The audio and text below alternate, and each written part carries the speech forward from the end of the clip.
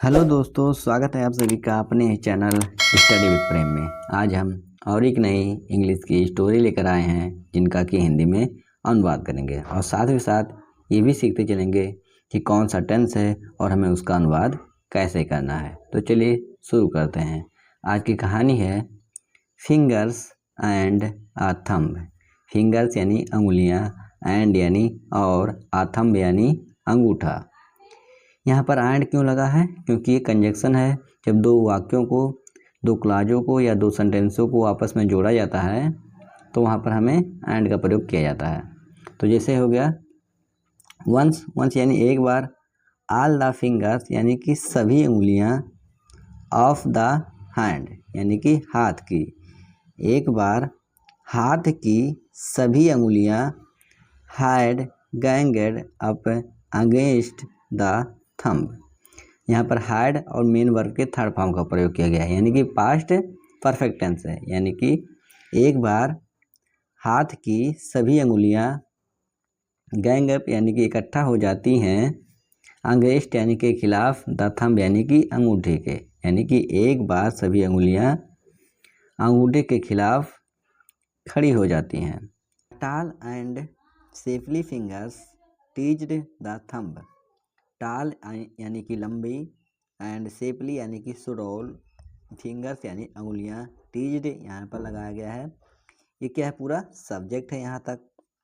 ये क्या है? आपका मेन वर्ब है और ये क्या है? ऑब्जेक्ट। यानी कि और सब्जेक्ट और मेन वर्ब का सेकंड फॉर्म और ऑब्जेक्ट केवल किस में लगता है? पास्ट के इंडिफिनिट के एफर्मेटिव में। तो यानी क्या हो जाएगा इसका? लंबी और सुडौल अंगुलियों ने अंगूठे को परेशान किया। For being short and stout. Short यानी छोटा, एंड यानी और, स्टाउट यानी मोटा, यानी कि उसके छोटे और मोटे होने पर, यानी कि लंबी और सुडौल अंगुलियां उसके छोटे और मोटे होने पर अंगूठे का मजाक उड़ाया। अगली थंब, अगली थंब यानी कि बदसूरत अंगूठा, बदसूरत अंगूठा। दे चैंटेड, दे चैंटेड यानी कि उन्होंने चिढ़ाया। उन्होंने चिढ़ाया कि बदसूरत अंगुली, बदसूरत अंगूठा, बदसूरत अंगूठा। The thumb grew sad. यहाँ पर क्या गया है? यहाँ पर सब्जेक्ट, मेन वर्ब का सेकेंड फॉर्म, ऑब्जेक्ट। क्या हो गया कि जो अंगूठा था वह उदास हो गया। एंड डिसाइडेड और फैसला किया, ये भी मेन वर्ब का सेकंड फॉर्म है। अंगूठा उदास हो गया और निश्चय किया, टू क्वाइट देयर टीम, उनकी टीम को छोड़ देगा। यानी कि पहले अंगूठा तो उदास हो गया, उसके बाद उसने निर्णय लिया कि वह उनकी टीम को छोड़ देगा। ही सैट देयर, वह वहाँ बैठ गया। ये भी क्या है? पास्ट का इंडिफिनिट ही है। वह वहाँ बैठ गया। अनमूविंग यानी कि बिना हिले डुले, अनमूविंग यानी बिना हिले डुले। When the hand needed to write और होल्ड एनीथिंग, व्हेन यानी जब, द हैंड यानी कि हाथ, नीडेड यानी कि आवश्यकता पड़ी, टू राइट लिखने के लिए, और होल्ड एनीथिंग और कुछ पकड़ने के लिए। जब हाथ को किसी चीज़ को पकड़ने या फिर लिखने की आवश्यकता पड़ी, इट कुड नाट यानी कि वह नहीं कर सका।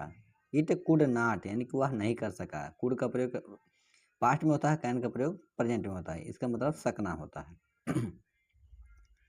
द फिंगर्स रियलाइज्ड यानी कि अंगुलियों को एहसास हुआ, ये भी क्या है? पास्ट का इंडिफिनिटी है। दैट कि even though the thumb did not look like them, यानी कि यद्यपि जो अंगूठा है हमारी तरह नहीं दिखता, ही वॉज मोर यूजफुल, वह ज़्यादा उपयोगी है, देन ऑल ऑफ देम, यानी कि तेम यहाँ पर किया गया है उन सभी अंगुलियों के लिए। यानी कि वह कहता है कि उन्हीं में से एक अंगुली ने कहा था कि भले ही वह दिखने में सुंदर नहीं है, लेकिन हम लोगों से ज़्यादा क्या है? यूजफुल है।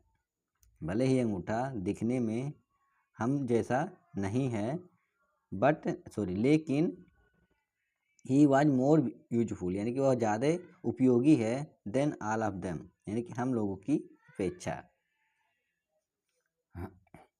द फिंगर्स अपोलोगाइड, यानी कि अंगुलियों ने अपोलोगाइड यानी कि माफ़ी मांगी, टू द थंब, यानी कि अंगूठे से, यानी कि अंगुलियों ने अंगूठे से माफ़ी मांगी, एंड द हैंड, और हाथ ने, बिगेन यानी शुरू कर दिया, वर्किंग अगेन, यानी कि काम करना दोबारा, यानी कि अंगुलियों ने अंगूठे से माफ़ी मांगी और हाथ ने दोबारा काम करना शुरू कर दिया। मोरल इसका है कि यूटिलिटी यानी कि उपयोगिता जो है, इज मोर इम्पॉर्टेंट, वह ज़्यादा उपयोगी है, देन ब्यूटी, सुंदरता से, यानी कि यूटिलिटी इज मोर इम्पॉर्टेंट, यानी कि उपयोगिता जो है वह ज़्यादा महत्वपूर्ण है, देन ब्यूटी, यानी कि सुंदरता की अपेक्षा, यानी कि उपयोगिता सुंदरता से ज़्यादा महत्वपूर्ण है। ये कहानी अगर आपको अच्छी लगी हो तो कृपया करके लाइक, शेयर और सब्सक्राइब करना ना भूलें। मिलते हैं अगले वीडियो में, तब तक के लिए जय हिंद।